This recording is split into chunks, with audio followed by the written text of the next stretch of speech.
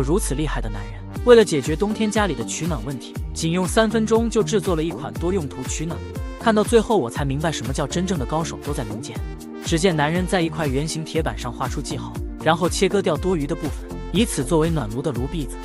接着在圆形铁板上临时焊接几根钢筋作为支架，放到铁桶的内部，如此便可以将铁板焊接固定在所需的部位。完成了之后，便拆除铁架，在炉壁子的下方位置，按照一根方管的尺寸做出记号，随后裁切出一个方形缺口。方管上则是切割下一片，一端用铁片进行封堵，制作出一个铁盒子的造型。接着将铁盒子组合在铁桶的顶部，缺口需要与炉壁子对齐，作为清掏炉渣的通道。在铁桶的另一端3厘米处做出标记，然后按照标线用角磨机切割，这样我们就得到了一个圆盘。接着在圆盘上焊接4个方管作为支撑，翻转过来，这面则是焊接2块铁片作为把手。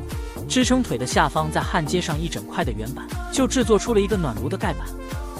下面便可以将其严丝合缝地组装回铁桶。铁桶顶部的位置，按照一个钢管的尺寸切割出孔洞，再将这根钢管焊接在孔洞上延伸出来，作为暖炉的排烟口。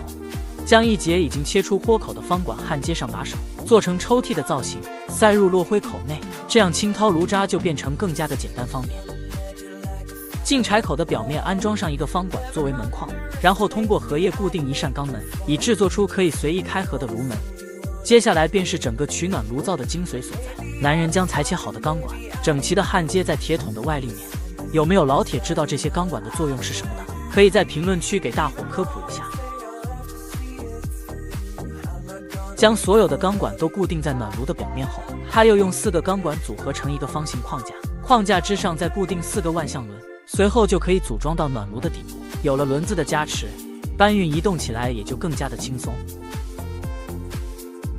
整个铁桶的表面还需喷涂上一层黑色耐高温自喷漆，防腐防锈的同时更具美观性。排烟通道用钢管连通到室外，打开盖板放入整根的木材，如果是小块的进柴口就可以直接添加。现在就点火测试它的效果，可以看到柴火燃烧后火力还是相当猛的。2分钟后，盖板表面就可以放上锅具用于烧水煮饭。此时室内的温度也已达到了惊人的20多度，简直是太实用了。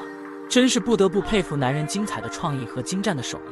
视频看到这里，虽说点赞是勤奋，不点赞是本分。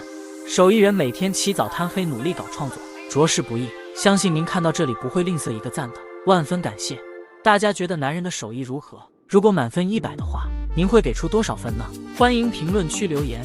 本期视频就到这边，爱你们，么么哒。